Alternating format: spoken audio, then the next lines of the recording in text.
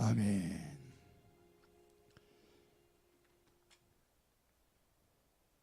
하나님의 말씀 보겠습니다.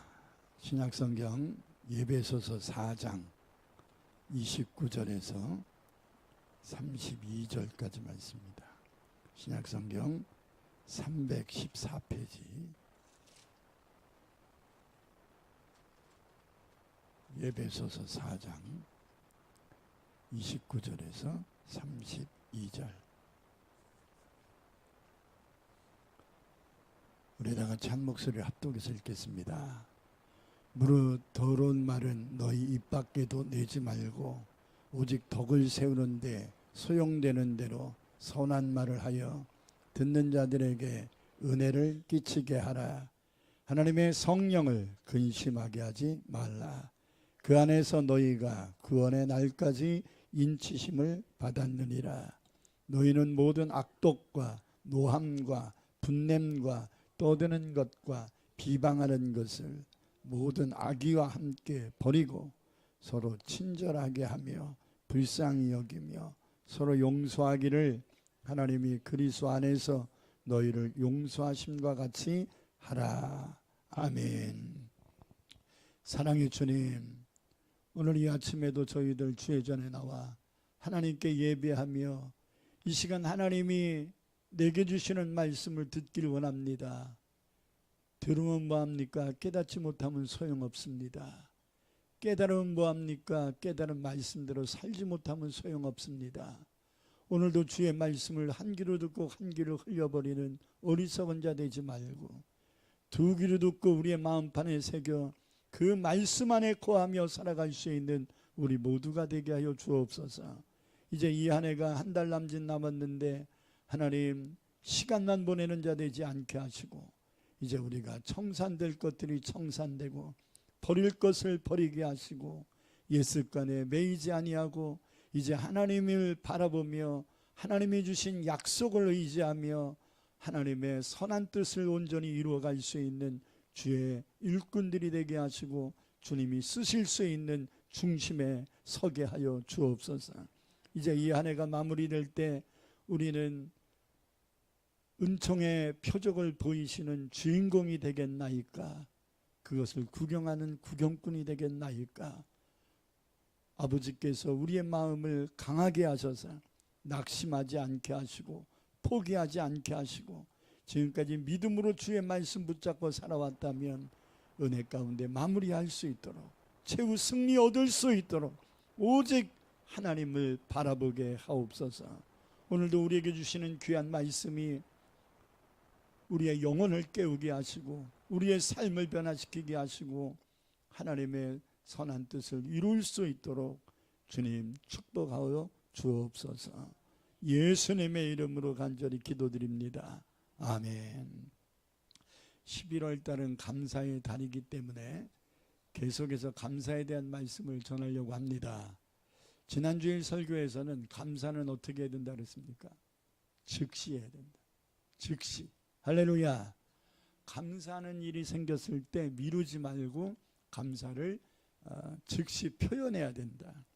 감사는 즉시 표현해야지 늦추면 감사를 잃어버리게 되고 도리어 그 감사가 원망거리가 될 수 있다라는 사실을 깨달아야 합니다.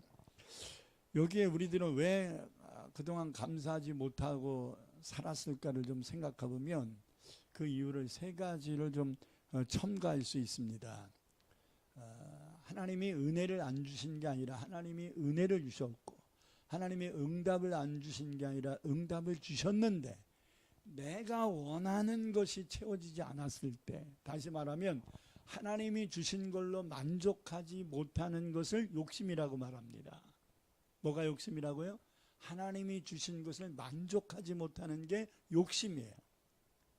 그 욕심이 있으면 뭘 하지 못해요? 감사를 못해요. 아멘. 그리고 비교의식이 많으면 감사하지 못합니다. 내가 받은 은혜에 감사할 수 있어야 되는데 저 사람은 저렇게 되는데 나는 왜 이것밖에 안 돼? 저 사람은 저렇게 열렸는데 왜 나는 이거 열리다 마른 것 같아? 이게 비교의식, 이 비교의식이 우리로 하여금 감사를 잃어버리게 할 수 있습니다.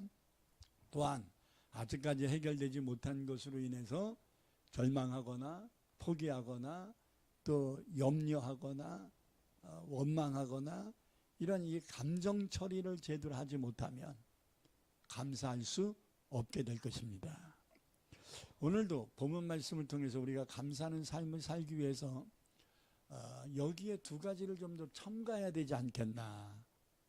그래서 말씀을 좀 더 추가해서 하려고 합니다.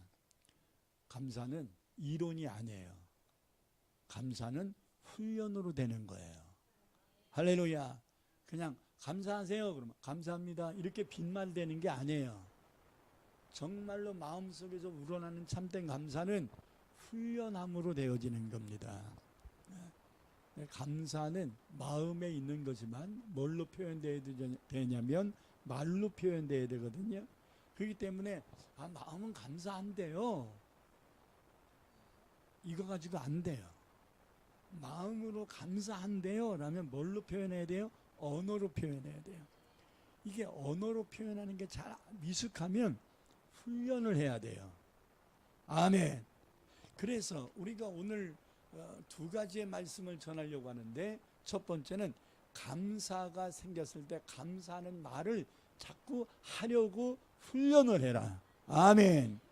감사라는 방법이 여러 가지가 있어요. 마음으로 할 수도 있고 물질로도 할 수 있고 찬양으로도 할 수 있고 봉사로도 표현할 수 있어요. 그러나 가장 쉽게 표현할 수 있는 방법은 저와 여러분이 다 알다시피 말입니다. 아멘. 부부간에도 마음은 사랑하는데 표현을 잘 안 하면 특히 여자들은 몰라요. 여자들은 표현해야 알아요. 여보 사랑해 이런 말을 해야 돼. 나는 경상도 남자들만 잘 못하는 줄 알았더니 충청도 남자들도 잘 못하더라고. 난 충청도 남자들만 잘 못하는 줄 알았더니 이 전라도 남자들도 잘 안 하더라고. 그래서 밑에 동네만 잘 안 하는 줄 알았더니 윗동네도 잘 안 해. 저 북쪽에서 사는 사람들도 잘 안 하더라고요, 남자들은. 그러니까 이 한국 사람들은 말로 표현하는 것이 굉장히 미숙하다. 그렇기 때문에 자꾸 표현을 해야 알아. 하나님은 우리의 마음을 보시고 압니다. 근데 사람들은 우리의 외모와 표현을 통하여 압니다. 나 마음은 불만이 없는데 얼굴이 찡그리고 있어. 그러면 사람들은, 하나님은 저 사람의 인상이 그동안 살아온 인상이 그 생애가 고달픈 게 많아서 저 내천자를 그리고 사네. 그러나 마음은 그렇지 않아라는 거 하나님 아세요. 근데 사람들은 저 사람 뭔 일 있나, 왜 또 저렇게 인상을 팍 또 죽상이 됐나 이런단 말이에요. 사람은 우리 마음을 몰라요. 남편도 내 마음 몰라요. 아내도 내 마음 몰라요. 자식도 내 마음 모른다고. 표현해야 돼. 특히 원망스러운 걸 표현하고 걱정스러운 걸 표현하는 것보다는 더 좋은 방법은 감사할 거를 자꾸 표현해 버려야 된다 이 말이에요. 할렐루야. 골로새서 3장 17절에서 이렇게 말합니다. 또 무엇을 하든지 말에나 일에나 다 주 예수의 이름으로 하고 그를 힘입어 하나님 아버지께 뭐해라? 감사해라. 이게 명령형으로 돼 있잖아. 감사는 해라라는 거야. 하라. 아멘. 하라. 감사하려고 하라 이 말이야. 감사해야만 한다 이 말이야. 말에나 일에나 하나님께 감사하도록 해라. 언어는 훈련에 의하여 길들여지는 것임을 우리는 잘 알고 있습니다. 야고보서 2장 2절과 3절에서 이렇게 말씀하지요. 우리가 다 실수가 많으니 만일 말에 실수가 없는 자라면 곧 온전한 사람이라 능히 그 온몸도 굴레 씌우리라. 우리가 말들의 입에 이거 달리는 말을 얘기하는 거예요. 달리는 말들의 입에 재갈 물리는 것은, 억어시키는 것은 우리에게 순종하게 하려고 그 온몸을 제어하는 거다. 트레이닝 시키는 거예요. 통제시키는 거예요. 왜? 훈련시키려고, 바르게 쓰려고. 여러분, 하나님이 은혜를 주시면 저 사람 진짜 은혜 받았나, 겉으로만 은혜 받은 척 하는 거나 라고 하는 것이 뭘로 표현이 되냐면 표정과 언어로 표현이 돼요.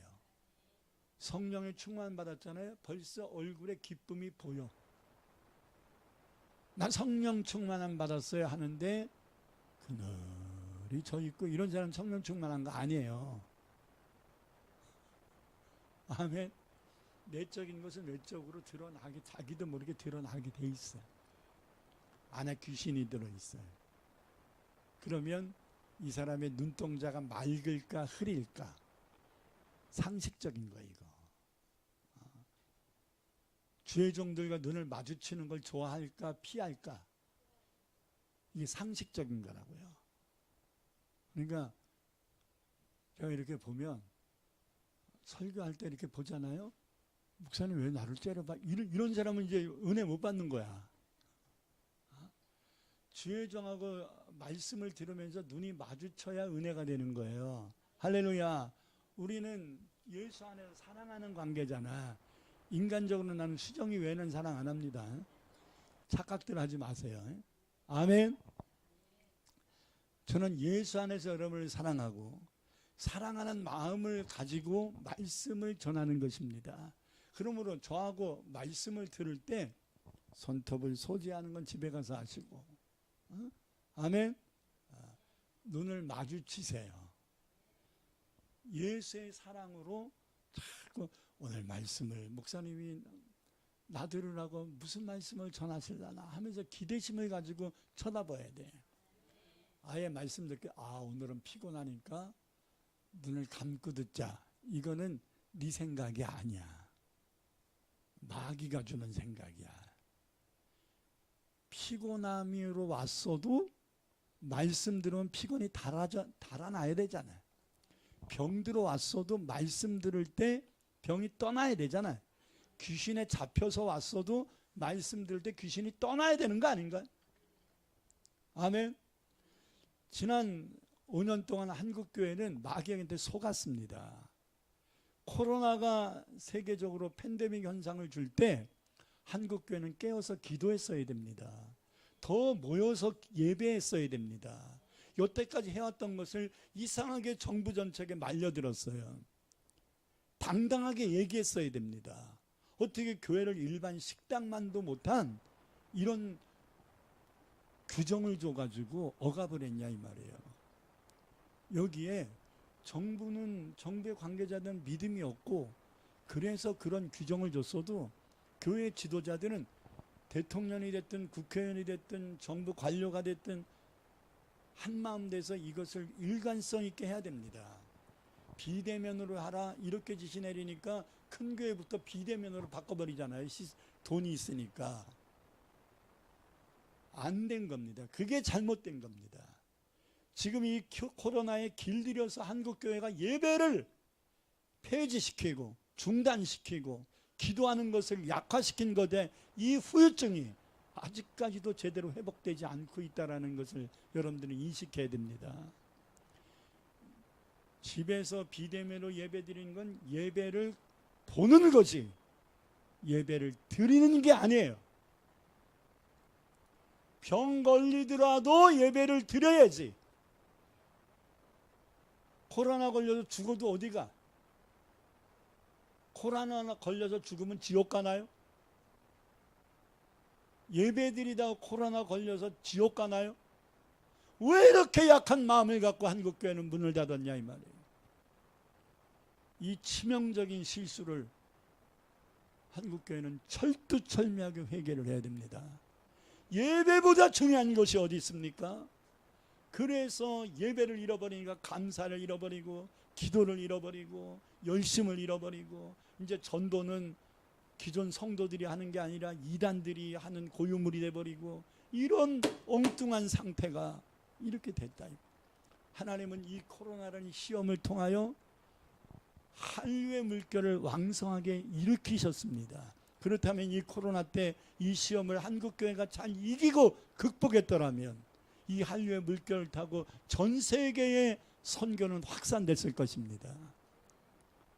이 코로나의 한국교회가 기죽는 바람에 이 한류가 이렇게 열렸을 때 한국교회는 속수무책으로 멍 때리고 있는 거예요.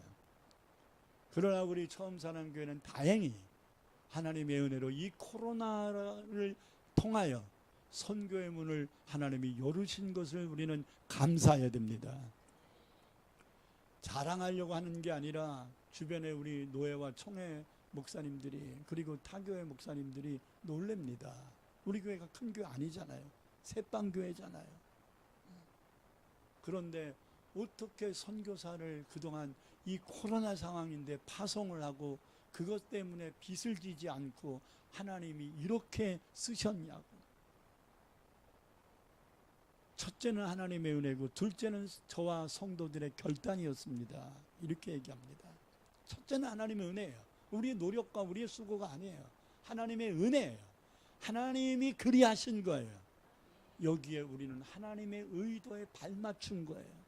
인간적인 생각, 환경 이런 거 보지 않고 오직 하나님이 하라 하셨다. 그 대명분을 가지고 우리는 했더니 하나님이 모든 것을 뒷받침해 준 겁니다. 우리는 거지가 아니에요. 온 천지만물을 창조하신 하나님의 자녀들이에요. 도와주세요 도와주세요 할 거 없어요. 하나님이 도와주시면 되는 거예요. 할렐루야.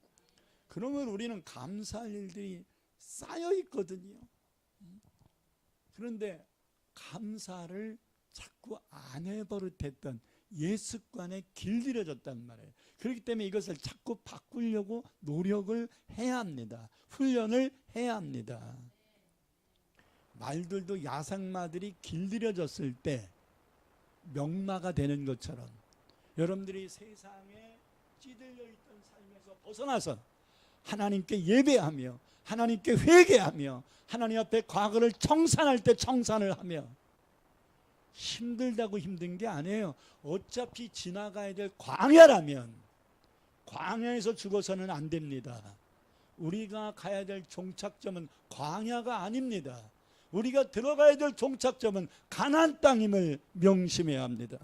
그러므로 광야의 고난은 우리가 감수해야 되는 거예요. 뭐 하면서? 감사하면서. 왜? 광야의 삶, 연단의 삶 속에서도 하나님은 만나를 주시고 반석에서 생수를 주시고 메추라기를 주시고 아말렉을 물리쳐 주시고 낮에는 구름 기둥으로 밤에는 불 기둥으로 지켜주셨단 말이에요.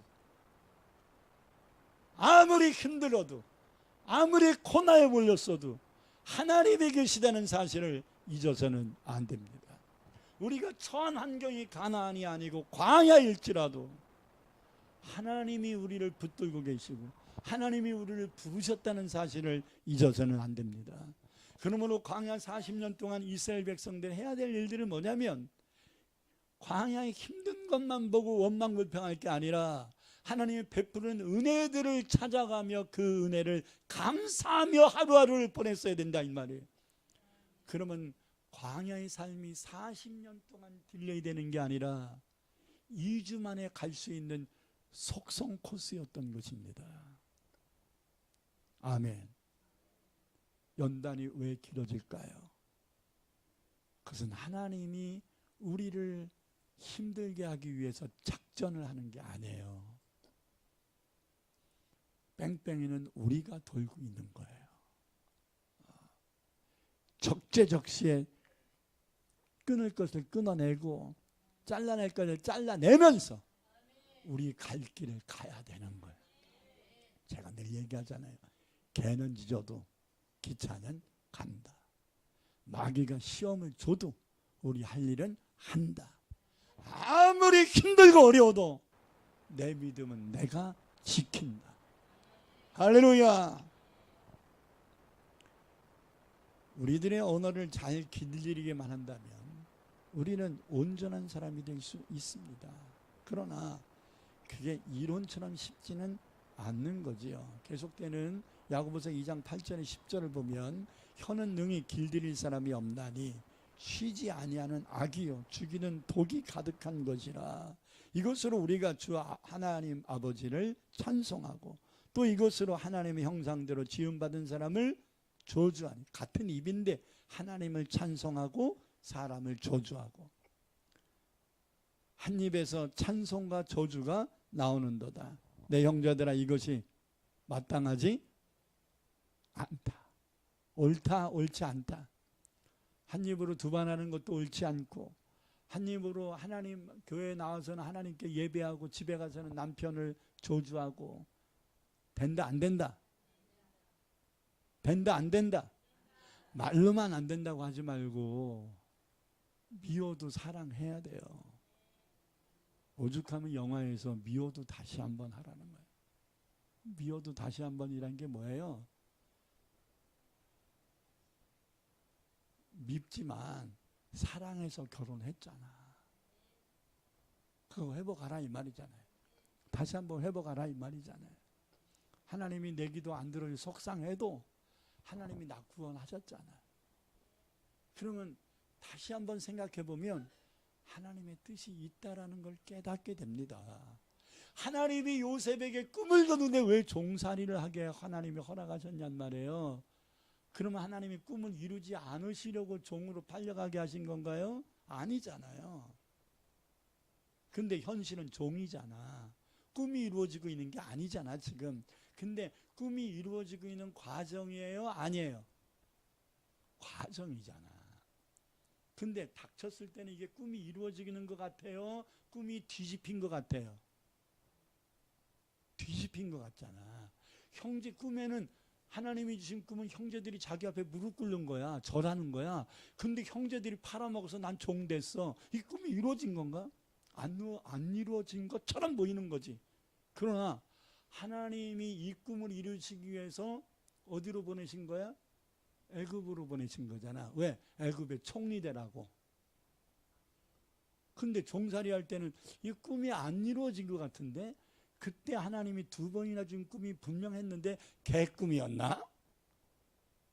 이렇게 오해하면 된다 안 된다? 안 되는 거죠. 여러분의 머리가 이해가 안 가고, 여러분의 펼쳐진 상황이 야 이게 뭐야? 내가 여태까지 기도한 결과가 이거야? 이게 지금 펼쳐진 것이 결과가 아니에요. 과정이지. 이게 응답이 아니라고. 응답의 과정이지.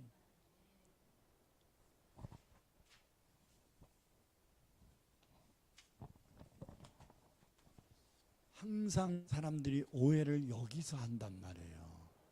과정을 결론으로 내린단 말이에요. 아직 결론이 안 났어. 아멘. 그러면 결론이 날 동안 이 상황을 하나님이 반전시키기 위해서는 하나님이 어떤 일을 하실 것인가에 대한 기대가 있어야 되거든요. 이게 결론이 아니네, 이게 점점 더 힘들어지고 있네 했을 때 하나님이 안 도와주시나 봐, 이런 결론을 내지 말고 나는 끝났나 봐 이렇게 결론 내지 말고, 야 여태까지 내가 하나님께 예배하고 여태까지 하나님께 기도하고 여태까지 내가 하나님 바라봤는데 왜 이게 꼬이지? 그건 네 생각에 꼬이는 거고 하나님은 지금 풀고 계시는 거라는 거죠.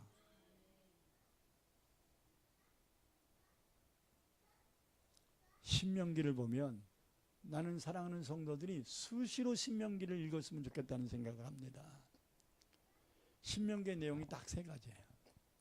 시작하면 첫째, 애굽에서 너희를 건지시고 구원하신 그 하나님 잊지 말라는 것을 수십 번 강조를 해. 구원의 은혜를 잊지 말아라. 그래야 이 광야 이긴다는 거예요. 너희들이 광야 힘들었어도 광야에서 하나님이 안 해준 게 뭔데? 먹을 걸 안 줬어요? 뱀에게 물렸어요? 뭐가 문제인데? 지켜주셨잖아. 응? 아멘? 그러니까 내가 너희들 지켜줬음을 잊지 말아라. 첫째는 애굽에서 너희를 건져줬음을, 구원함을 잊지 말아라.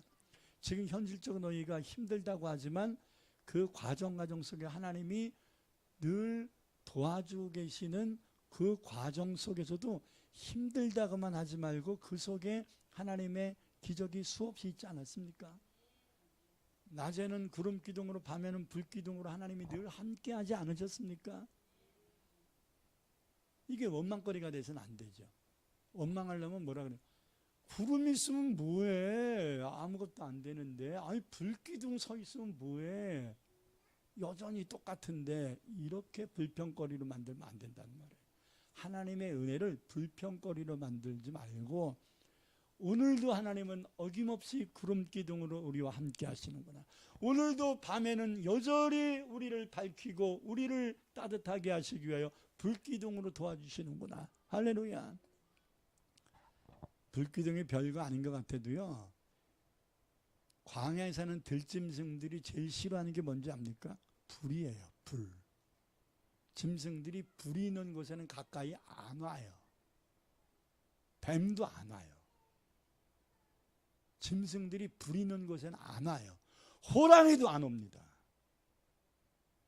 아멘. 산불이 났어. 그럼 짐승들이 불 속으로 뛰어들어요, 도망가요? 이게 짐승들의 속성이에요. 왜 밤에 짐승들이 대부분 밤에 일들을 하잖아요. 들짐승들은. 왜 밤에 불기둥으로 하나님이 이스라엘 백성들을 지켜주는지 아시겠어요? 엄습하지 못한 겁니다. 그래서 뱀과 전갈이 광야 40년 동안 엄습하지 못했는데 왜 민수기 21장에 불뱀에게 사람들이 물렸냐 이 말이에요. 계속 하나님이 도와주시지 않았다고 원망하니까, 그래? 내가 안 도와주는 게 뭔가 한번 체험해봐 해가지고 보호막을 걷어버리신 거야. 하나님의 보호막이 보여요, 안 보여요? 안 보이잖아. 안 보이지만 이런 광야의 득실거리는 짐승들이 엄습하지 못하고 불뱀과 사막 전갈이 엄습하지 못한 것 자체가 보호막이 있었던 거죠. 이 보호막을 딱 거두니까 불뱀들이 그냥 들어와가지고 다 물어버리잖아요. 응? 하나님이 감당할 만큼 시험을 허락하신다는 것을 믿으세요. 나는 도저히 안 돼. 죽을 것 같아. 죽어.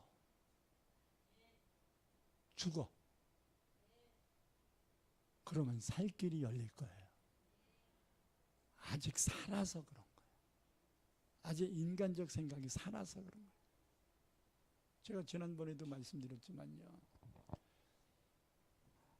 제가 맨발로 인천대공원에 이 황토길을 건강에 좋다고 해서 맨발로 갔더니 발가락에 상처가 있는 줄 모르고 그 가다가 감염이 돼서 며칠 고생을 엄청 했거든요. 제 머릿속으로는요, 어디까지 생각했냐면 이거 괴사가 온 것 같다. 사람의 머리는요, 무지와 같아요. 아주 목사인데도 이 끝에서 이 끝까지 왔다 갔다 해, 생각 속에서는. 아무개도 이거 당뇨 합병증이 와서 괴사해서 발가락 잘랐다는데 그 생각까지 다 하면서 기도를 했어. 그러면서 둘째 날 새벽에는 우리 아내한테 설교를 대신 하라 그랬어요. 예배는 드렸지만. 그러고서 예배 끝난 다음에 강단권은 담임 목사인 저에게 있으니까 강단에서 기도하는 건 제가 해야 되잖아요. 말씀은 대신했어도. 그러니까 내가 발이 아프니까 서 있는 게 힘드니까 대신 하려고 한 건데 앉아서 기도하는 건 하지. 그래서 이제 기도하는데 무슨 생각이 들었냐면, 내가 뇌진탕으로 쓰러져 가지고 사경을 헤맬 때는 오직 하나님만 바라보고, 하나님 안 죽었으면 나를 살리세요. 나를 쓰시지 않을 거면 지금 데려가세요. 나는 아주 결단적인 기도를 해서 하나님이 저를 살리셨어요. 근데 의사가 괴사가 됐다고 얘기한 것도 아니고, 내 생각이 그럴 수도 있다라는 생각 하나 들어온 것 뿐이야.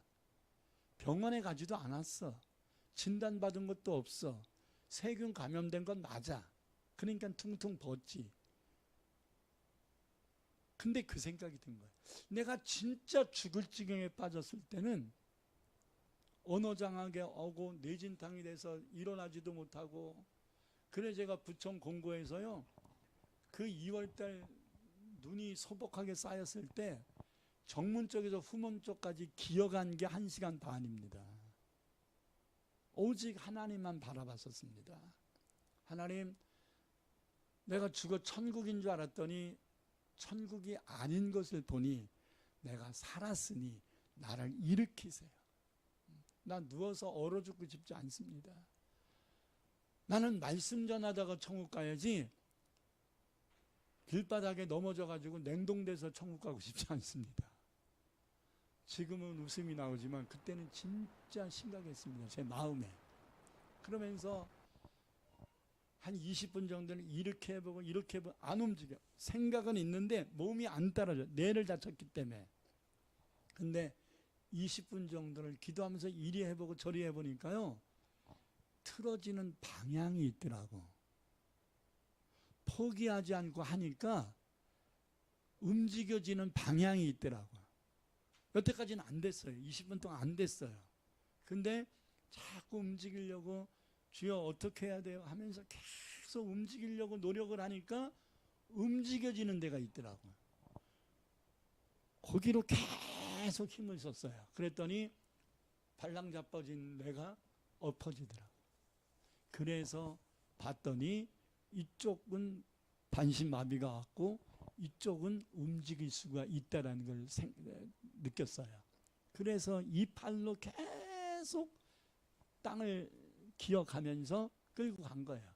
그리고 눈이 왔으니까 이게 미끄러지는 그런 부분들이 있더라고요. 그러면서 하나님이 살리셨는데, 지금 이거 세균 하나 들어갔다고 내가 이렇게 극단적인 생각을 하고 설교를 내가 중단하나? 아, 내가 이거 덜 아픈 거네. 진짜 아파서 죽을 지경이었다면 내가 천국 갈 생각을 하고 하나님 앞에 결단적인 기도를 했을 텐데, 어중간하게 아프니까 내가 머리를 돌리는구나. 이 생각 저 생각 하는구나. 생각해봐요. 이럴까 저럴까 기도가 집중이 안 되고 이 생각 저 생각이 막 왔다리 갔다리 막 그냥 우주를 돌아다니고 있는 생각이 우리의 머릿속에 마음속에 꽉 들어찬 이유는 뭐예요? 덜 힘든 거야. 옆에 분들한테 가르쳐 주세요. 덜 힘들어서 그렇죠? 시작. 비꼬지는 말고, 비꼬지는 말고. 지금 힘드네 힘드네 하는 게 지금 덜 힘들어서 그런 거라고. 진짜 죽겠으면 그렇게 힘드네 하는 말도 못해. 살기 위해서 하나님께 매달리지. 여러분들 믿음이 있으니까. 근데 믿음은 있는데 덜 죽겠으니까 이럴까 저럴까, 누구를 만나야 이 문제가 해결될까, 아 오늘 안 되면 나 큰일 나는데. 지나봐야 알아. 큰일 나는지 안 나는지 지나봐야 알아. 어떤 분이요, 남편이 월급을 3개월 동안 쓰리를 당했대. 부인 집사가 목사님 큰일 났어요. 그래서 왜요? 그랬더니 남편이 오늘 월급 받는 날인데 대리석 까는 기술자인데 돈 많이 벌어요. 대리석 까는 기술자인데 전처에서 피곤해서 잠이 들었는데 쓰리꾼이 면도칼로 여기를 거가지고 월급을 뺐다는 거야. 그럴 수도 있죠. 아유 그랬어요. 아유 그거 어떡한데. 기도합시다. 하나님 회복시켜 주실 겁니다. 그리고 기도했는데 그 다음 달에 목사님 나는 왜 이렇게 하는 일이 안 돼요? 하는 일마다 안 돼요. 왜요? 그랬더니 또 쓰리꾼이 가져갔대요. 그놈의 수리꾼이 월급 받는 날은 정확하게 알죠. 요번에는 여기다 넣으면은 쓰리당할까봐 뒷주머니에 지갑에다가 해가지고 딱 이렇게 잠궜는데 그걸 또 빼갔대. 내가 한 번은 있을 수 있는데 2번이나 그런다? 이거 지금 거짓말 아니야? 이런 생각이 들었어요. 그래서 2번이나 생긴다는 건 참 인간적으로는 불행인데 좀 이거 기도해 봐야 될 문제인 것 같네요. 이런 얘기를 했어요. 그랬더니 그 다음 달에 또 3를 당했대. 그때 제 생각에 거짓말이다. 남편이 이거 도박했나 보다. 또는 이 빚진 것에 대해서 사채업자들한테 지금 말렸나 보다. 그러니까 월급 받는 날마다 3를 당하지. 뺏기는 거죠. 월급 받는 날 이 사채업자들이 와서 가져가는 거야. 그냥. 그리고 이런 사채업자들은 아주 이 이자가 기하적으로 늘잖아요. 그러니까 애초부터 정신을 차리고 사전 차단을 해야지. 문제가 발생했을 때 빨리 사전 차단해야지. 이거를 인간적으로 막 거짓말로 메꾸다 보면 나중에는 걷잡을 수 없는 문제가 생기는 거예요. 그래서 제가 무슨 생각이 들었냐. 이게 도박을 해서 사채까지 써서 사채업자들한테 말렸다면 감옥을 집어넣자. 감옥을 집어넣는 게 이 사람을 살릴 수 있는 길이다. 그렇지 않으면 쇠 빠지게 일하고 가족들한테 돈만 원도 갖다 주지 못하고 맨날 쓰리당했다고 이런 거짓말을 하면서 이렇게 살 게 아니냐. 하나님 믿는 사람이 이렇게 살면 안 된다. 청산이 인간적인 노력으로 청산이 안 된다면 극단적 방법으로 청산을 해야지. 만약에 고리대금 사채업자들이 이 사람을 붙잡고 있는 거라면 감옥에 가야 사채업자들이 끊어요. 왜? 자기들도 고리대금을 받았기 때문에 말려들거든요. 그래서 집사님, 집에서 남편이 전화 받을 때 꼭 밖에서 받습니까? 아니면 그냥 집사님 있는 데서 받습니까? 요즘. 그랬더니 꼭 전화가 오면 밖에서 맞는 것 같다. 사채와 관련이 되는 것 같다. 그러니 도박도 하는 것 같다. 내 느낌이 그런 거예요. 그래서 집사님, 내일 남편이 직장 끝나고 어디를 가는지를 좀 가봐라. 그래서 어디서 도박을 하는지, 누구를 만나는지 이걸 좀 알아봐라. 그러면 그 자리를 내가 경찰을 데려와서 급습을 해가지고 다 검거시킬 거다. 난 그 계획을 세웠었습니다. 그래가지고 이제 보냈는데 그 부인은 남편이 어디 있는지를 이제 수소문해서 이제 찾아가고 있는 중이었는데요. 남편이 한테 전화가 왔어. 이 남편이 불신검문에 걸린 거야. 근데 카드도 와리깡을 막 했는데 이제 못 갚잖아. 사채에 말리니까. 그러니까 이제 외환은행에서 사기 혐의로 와리깡을 했을 때 이거 조심하세요. 카드를 한국에 썼어. 근데 와리깡은 필리핀 가서 한 것처럼 된 거야. 그러면 이게 이제 누적이 됐을 때 이제 은행 채무하는 담당자들이 이렇게 봐서 이제 조사를 해요. 근데 같은 날 한국에서도 카드를 썼고 필리핀에서도 카드를 썼어. 이렇게 하면 사기가 되는 거야. 와리깡을 하려니까 그렇게 된 거죠. 사기가 된 거예요. 그래서 외환은행에서 이 남자 집사를 사기로 걸어놓은 거예요. 근데 경찰이 이유도 없이 신문 좀 보여주세요. 이런 거예요. 그냥 불신 검문을 한 거야. 그냥 다른 사람 검거하려다가 이 사람이 불신검문에 딱 걸렸는데, 그래가지고 조사를 했더니 외환은행에서 사기 혐의로 지명수배를 해놓은 거예요. 그래가지고 강남경찰서에 유치장에 가 있는 거야. 그래서 강남경찰서에 있으니 와라.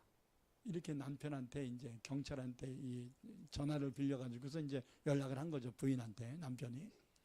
그래가지고 제가 그 집사의 말을 듣고 강남경찰서를 갔더니 벌써 조서가 다 끝나가지고요. 서울구치소로 갔어요. 이건 뭐 빼도 박도 못한 사기였기 때문에. 그래가지고 서울구치소에서 4개월 있었습니다. 그때 내가 내가 감옥에 넣어서 해결하려고 하니 하나님이 손을 대셨구나. 나는 좋은 의도로 이 사람을 감옥에 넣어서 해결해 주려고 한 건데 그렇게 되면 평생 나 원망하잖아. 목사님이 나 감옥 집어넣었다고. 그래서 나는 영원 살려주려고 길을 열어주려고 한 행동인데 하나님 보시기에는 의도는 좋은데 방법이 안 좋았던 거죠. 그래서 하나님이 불신검문에 걸리게 해가지고 잡히게 한 거야. 그래서 그분이 4개월 동안 구치소에 있으면서 이 성경을 2번 완독을 했어요. 이독을 했어요. 그러면서 목사님 제가 나가기만 한다면 진짜 정신 바싹 차리고 살겠습니다.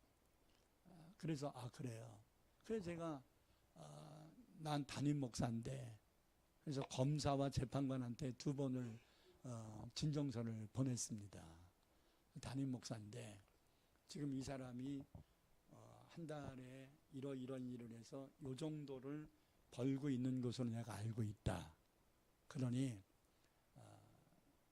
풀어준다면, 집행유예로 풀어준다면 빚을 갚도록 잘 지도하겠다 하면서 이제 구구절절 2페이지 정도를 써서 보냈어요. 그랬더니 판결 받는 날 집행유예 2년으로 해가지고서 그날 풀려났어요. 할렐루야. 여러분 막다른 골목 없어요. 응? 아멘. 네. 도저히 안 되겠으면 하나님께 생명을 걸고 하나님께 맡겨. 여러분들이 발버둥 치고 뭐 어떻게 해도 안 되면 그냥 하나님께 올인해버려. 죽으라면 죽겠습니다 하고서 올인해버려요. 그러면 하나님이 이 문제를 수습하실 것입니다. 그것을요, 그 4개월 동안 하나님이 몇 가지를 작업을 하셨는데 외환은행만 걸린 게 아니에요. 국민은행 카드도 다 써서 와리깡을 하고 그랬어요. 근데 외환은행으로 이 사람이 걸렸다니까요. 사채업자들이 딱 관계 끊어버렸어요. 그래가지고 못 갚은 거니 뭐니 이거 서류 다 없애버렸어요. 자기도 걸려들게 생겼으니까 없애버렸고요. 국민은행 그 융자 받은 부분이요 누가 갚았어. 지금도 누가 갚았는지는 몰라. 갚은 사람이 없는데 은행에서는 갚았대.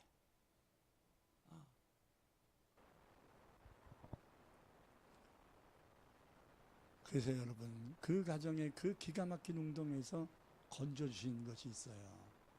그러면 감사해야죠. 목사님이 나를 감옥 보내려고 그랬어? 이러면 돼, 안 돼? 감사해야죠. 감사하면 이길 수 있어. 아멘. 근데 목사님이 자기의 치부를 알았다는 것 때문에 창피해서 교회를 떠났어. 여러분 내가 그분의 치부를 밝히기 위해서 그런 건가요? 살리기 위해서 그런 거잖아. 그리고 내가 한 게 아니잖아. 하나님이 하셨잖아. 아멘. 그러면 감사함으로 치고 나가야지. 응? 목사님이 내 과거를 너무 알아서 창피해서 이 교회 못 다니겠대. 그런 바보가 어디 있습니까? 목사가 성도들 잘못되기를 원하는 사람이 어디 있겠어요? 다 잘되기를 바라서 하는 것이지. 내가 미숙하고 부족한 부분이 있을지라도 하나님이 계시잖아. 목사가 하는 게 아니라 하나님이 해주시는 거잖아요. 여러분들이 어떤 기가 막힌 웅덩이에 빠졌다 할지라도 사람을 의지하지 말고 하나님을 의지한다면 반드시 하나님을 사랑하는 자, 그 뜻대로 부르신 이분 자들에게는 합력하여 선을 이루게 하실 줄 믿습니다. 그러므로 한 입으로 예배드릴 때는 찬송을 하고 또 혼자 갔을 때는 원망불평 또 탓을 하고 저주를 하고 이런 것을 하는 그 말들은 마땅치가 않다. 본문 29절을 보겠습니다. 무릇 더러운 말은 너희 입 밖에도 내지 말고, 뭐 하지 말라고요? 입 밖에도 내지 말고 오직 덕을 세우는데 소용되는 대로 선한 말을 하여 듣는 자들에게 은혜를 끼치게 하라. 더러운 말, 즉 하나님이 기뻐하지 않는 세속적 말들은 아예 입 밖에 내지도 말고, 불신의 말들은 입 밖에 내지 말아라. 예배소 5장 3, 4절에서는 이 더러운 말이 무엇인가를 좀 더 자세히 말씀하고 있습니다. 이렇게 말씀합니다. 음행과 온갖 더러운 것과 탐욕은 너희 중에서 그 이름조차도 부르지 말라. 이는 성도에게 마땅한 반이라. 누추함과 이 더러운 말이 뭔가를 얘기합니다. 누추한 말, 어리석은 말이나 희롱의 말이 마땅치 아니하니 오히려 감사하는 말을 하라. 자, 여기서 세 가지를, 더러운 말을 세 가지로 표현하거든요. 하나는 누추한 말, 헬라어로 아이스크로테스라고 돼 있어요. 속되고 거짓된 말, 거짓말을 얘기하는. 누추한 말은 거짓말이야. 거짓말은 더러운 말이에요. 아멘. 옆에 분들한테 얘기하세요. 아무리 힘들어도 거짓말하지 마세요. 시작. 두 번째, 어리석은 말. 네, 몰롤노기아로 돼 있어요. 몰롤노기아. 이 말은 뭐냐면 분별 없이 막 입에서 나오는 대로 하는 쓸데없는 말을 얘기하는 거예요. 그냥 입에서 나오는 대로 그냥 막 쏟아붓는 말. 이게 몰롤노기아예요. 어리석은 말이야. 쓸데없는 말을 얘기합니다. 그 다음에 세 번째는 희롱의 말. 유트라펠리아로 돼 있어요. 헬라어는. 이 말은 쌍스러운 음단, 패설, 독설, 저주의 말, 이런 것을 의미합니다. 이게 다 더러운 말이에요. 거짓말이나 쓸데없는 말이나 음단, 패설이나 저주하는 욕, 이런 말 하지 말아라. 그러나 오히려 감사하는 말을 하라, 이렇게 얘기했는데, 오히려라는 말이 옛날 성경에는 돌이켜, 이런 말. 돌이켜 감사하는 말을 해라. 제가 작년에 요 돌이켜 감사하는 말을 하라 할 때 생각이 지금 나네. 돌이켜 감사하는, 기억납니까? 원망하고 싶을 때 돌이켜 감사하는 말로 바꿔야 된다, 이 말이에요. 욕하고 싶을 때 돌이켜 칭찬하는 말로 바꿔야 돼. 할렐루야. 돌이켜야 된다는 말. 돌이켜. 아멘. 막 짜증나가지고 그냥 막 불평하고 싶어. 돌이켜서 감사하는 말을 하라, 이 말이에요. 할렐루야. 이게 훈련이란 말이에요. 훈련. 기왕 말이 나왔으니까 얘기인데 이러지 말고 말이 나왔어도 돌이켜야 돼. 그 자리를 돌이켜야 돼. 할렐루야. 습관이 오래된 사람들은 시간이 걸릴 수 있어요. 돌이켜 감사하는 말을 해야 합니다. Things and Thank You라는 책이 있어요. 생각하라 그리고 감사하라. 이 책을 읽은 적이 있는데 이 책에 이런 내용이 있더라고요. 여러분들도 알고 계시는 분도 있을 수 있어요. 세계 2차 대전 때 일본 장교였던 가와가미 기이치라는 사람이 있었습니다. 근데 이 2차 대전이 다 끝나고 일본이 패전을 했잖아요. 그래서 이제 전쟁터에서 고국으로 돌아왔는데 자기의 고국이 너무나 피폐해진 거예요. 전쟁으로 인해서. 그래서 내가 생명 바쳐 나라를 위하여 생명 바쳐 이 전쟁에서 일을 하다가 왔는데 내 몸은 다치지 않았지만 생명의 지장이 없었지만 나는 앞으로 뭐 먹고 살아야 되나 뭐 이런 게 그냥 막연하고 피폐해진 자기의 그 동네가 고향이 너무나 가슴이 아팠던 거야. 그래서 이 사람이 내가 지금까지 산 것이 아무 의미가 없네 이런 허탈감이 빠지고 그래서 날마다 원망하며 불평하며 하루하루를 보내는데 몸이 점점 나빠지기 시작하는데 어떤 병이 걸려? 몸이 굳어지는 병이 걸린 거예요. 자기도 모르게 자꾸 몸이 마비가 되기 시작하는 거예요. 얼굴도 마비되고 손발도 마비되고 자꾸 굳어지기 시작해서 근육세포가 죽어가는 병이잖아요. 마비되기 시작하는 거예요. 나중에는 못 움직여. 침상에만 있어야 되고 누가 먹여줘야 먹어.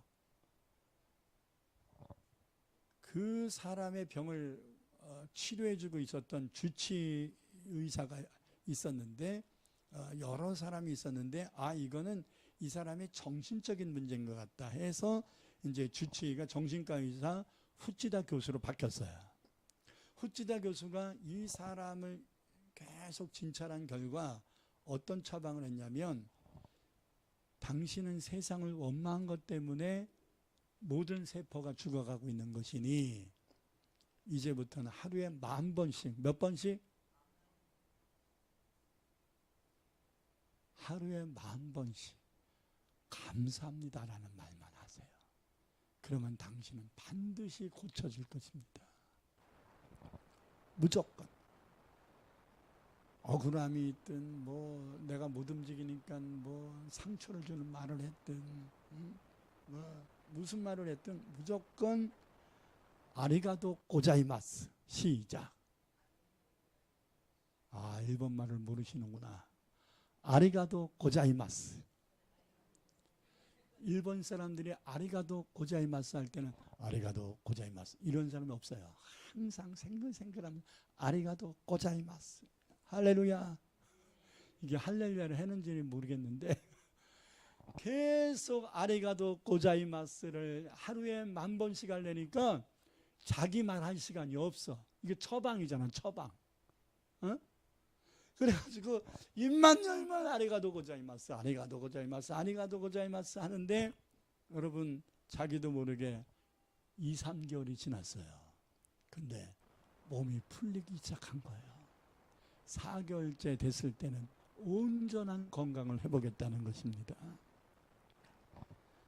여러분 원망과 불평의 말을 자꾸 하면 병이 생기지만 감사의 말을 자꾸 하면 질병도 치료돼서 건강도 얻고요. 문제도 해결돼서 하나님의 은혜를 얻을 수 있어요. 아멘. 감사하며 살아야 돼요. 그래서 본문 29절에 더러운 말은 입 밖에도 내지 말아라. 돌이켜 뭐 해라? 감사하는 말만 해라. 이렇게 말씀한 후에 여러분 30절에서 뭐라고 말했냐면요. 하나님의 성령을 근심하게 하지 마라. 그 안에서 너희가 구원의 날까지 인치심을 받았느니라. 그러니까 더러운 말은 입 밖에 내지 말고 도리가 감사하는 말을 하라 하면서 연결해서 한 30절에서 하나님의 성령을 근심하지 말라. 이게 문맥적으로 어떻게 해석이 되는 거냐면 더러운 말을 자꾸 하면 내 안에 예수 믿는 사람은 안에 성령이 계시잖아요. 성령이 근심하신다는 거예요. 아멘. 여러분들이 자꾸 원망하고 불평하고 탓하고 이런 말을 자꾸 하면 내 안에 계시는 성령이 근심을 하신다는 거예요. 그래서 성령을 근심되게 하지 말아라. 자, 마지막 두 번째로 우리가 감사하는 삶을 살기 위해서는요, 마음의 상처가 치유되어야 합니다. 32절 보겠습니다. 서로 친절하게 하며 불쌍히 여기며 서로 용서하기를 하나님이 그리스도 안에서 너희를 용서하신 같이 하라. 우리의 마음의 상처가 치료되어야 감사하며 살 수 있다는 말입니다. 우리의 마음에 자리 잡고 있는 이 상처는 우리의 믿음 생활을 방해합니다. 그래서 반드시 치료되어야만 한다는 거예요. 여러분들이 감사의 삶을 살기 위해서는 상처를 치료해 달라고 하나님께 기도를 해야 되고요. 그리고 나에게 상처 준 사람을 용서하는 마음을 가져야 돼요. 내가 이 상황으로 이 힘들게 된 거는 이것 때문이야 라고 자꾸 탓을 하고 원망하고 미워하면 이 문제에서 헤어날 수가 없어요. 감사의 삶으로 살아갈 수가 없어요. 원망을 버릴 수가 없단 말입니다. 나를 힘들게 하고 나를 공경에 처하게 하고 후회스러웠던 이 상처와 아픔을 하나님께 치료하고 나를 힘들게 한 사람이 있다면 예수의 사랑으로 용서할 것을 성경은 말씀합니다.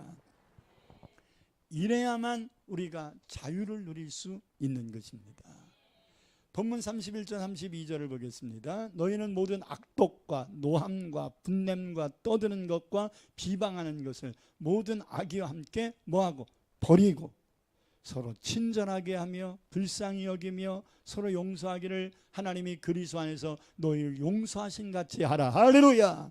31절에 용서하지 않는 사람들에게는 5가지 독소가 있음을 얘기하는데, 첫째는 악독. 이 말은 뭐냐? 원한을 풀지 않은 것으로 인하여 상대를 저주하는 독소를 얘기하는 거예요. 상대를 저주하는 마음, 독소예요. 둘째, 노함. 급격히 차오르는 마음의 분노를 의미합니다. 여러분, 분노도 독이에요. 독소예요. 화난 사람 옆에 가면 다쳐. 화난 사람, 저 사람 굉장히 화났다 그러면 슬쩍 피해. 괜히 건드리면 여러분이 다쳐. 명심하세요. 저 사람 자기 절제가 안 되고 분이 꽉 찼네 했으면 옆에 가지 마. 가지 마. 가지 말라니까. 화가 나서 막 자기 절제가 안 될 땐 옆에 가지 마. 괜히 욕먹어. 좀 맥을 빼야 돼. 바람을 좀 빼라고. 화났을 땐 누구한테 쏟아부으려고 할 거 아니에요. 내성적인 사람은요, 화났을 때는 혼자 씩씩씩거려. 이때 누가 건드리면 이제 이 독소가 이 사람한테로 가는 거야. 근데 다혈질적인 사람은요, 안 건드려도 건드릴 사람을 찾아가. 지가. 왜? 자기가 못 견디겠으니까 이거를 풀 사람을, 대상을 찾는다고. 그러니까 이런 사람 옆에 얼쩡거리면 이 독이 나한테로 올 수 있어. 그러니까 얼쩡거리면 된다 안 된다?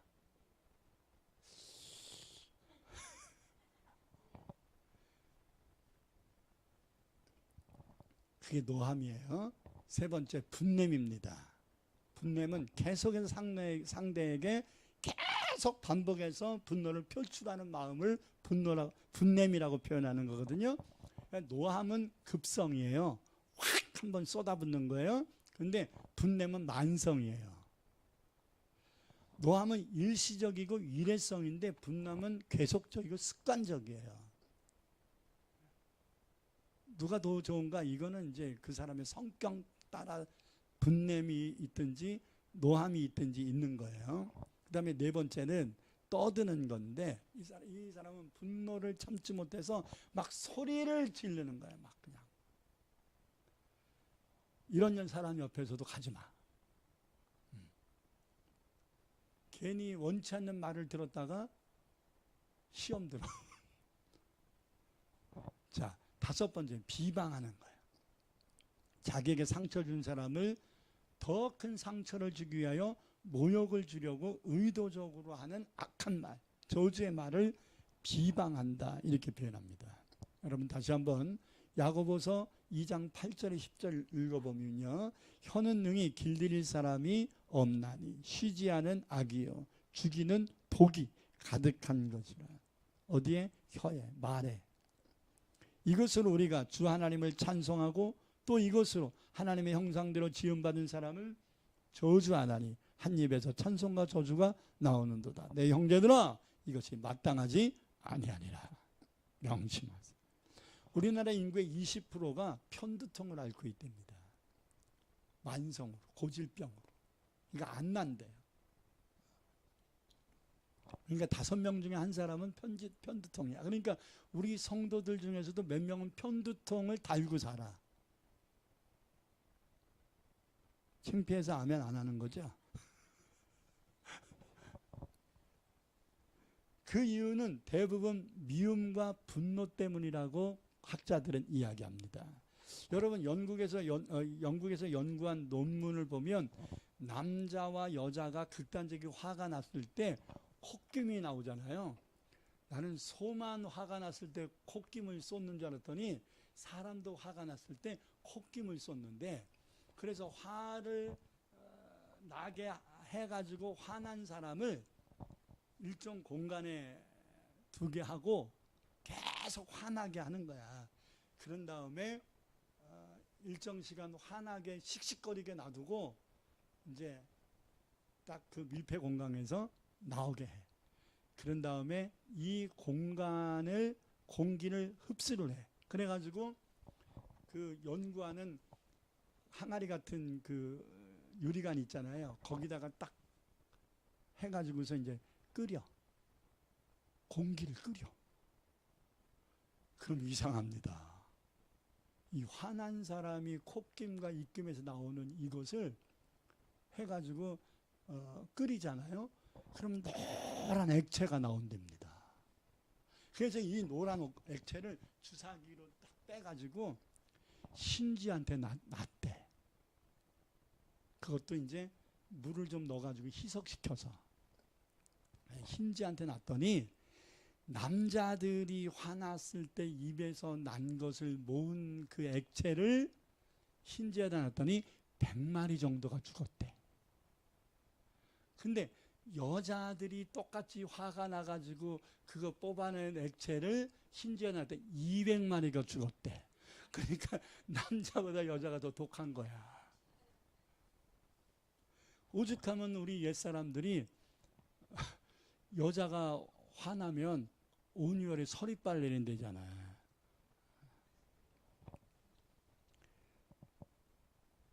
그렇기 때문에 화가 났을 때, 분노가 극에 달았을 때 입김만 해도 독소가 있다는 것이 과학적으로 입증이 된 거예요. 여러분, 성경은요 그냥 하는 얘기가 아니에요. 하나님의 말씀은 진리잖아. 그러면 진리는 입증될 수 있는 거예요. 진리는 입증돼야 진리지. 할렐루야.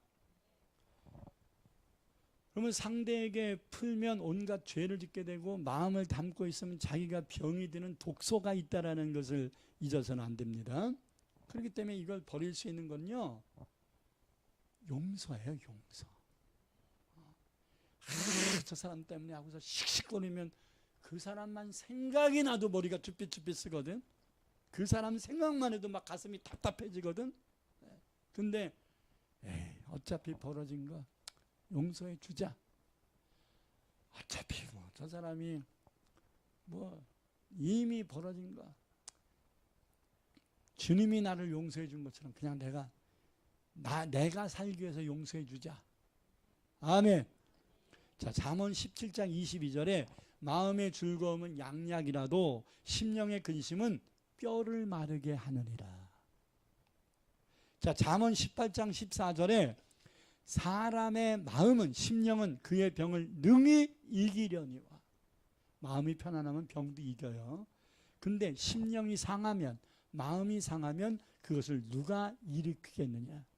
의사도 안 된다는 거예요. 그러니까 자기 마음의 스트레스를 이기지 못하면 의사들이 줄 수 있는 건 신경안정제, 뇌 기능을 약화시키는 거예요. 그건 근본적 치료가 되는 게 아닙니다.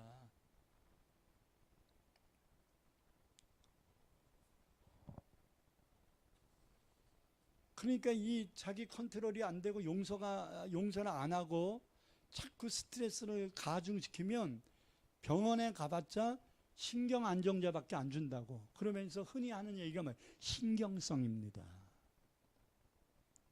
신경성입니다. 의사들이 당신 아픈 데도 없고 병이 아닙니다. 이거 신경성입니다. 이런 얘기 하잖아요. 그것은 영적인 문제예요. 용서해야 돼.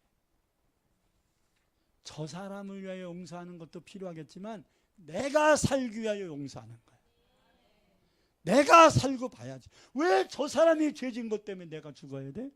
왜 저 사람이 나를 힘들게 한 것 때문에 내가 힘들어야 돼?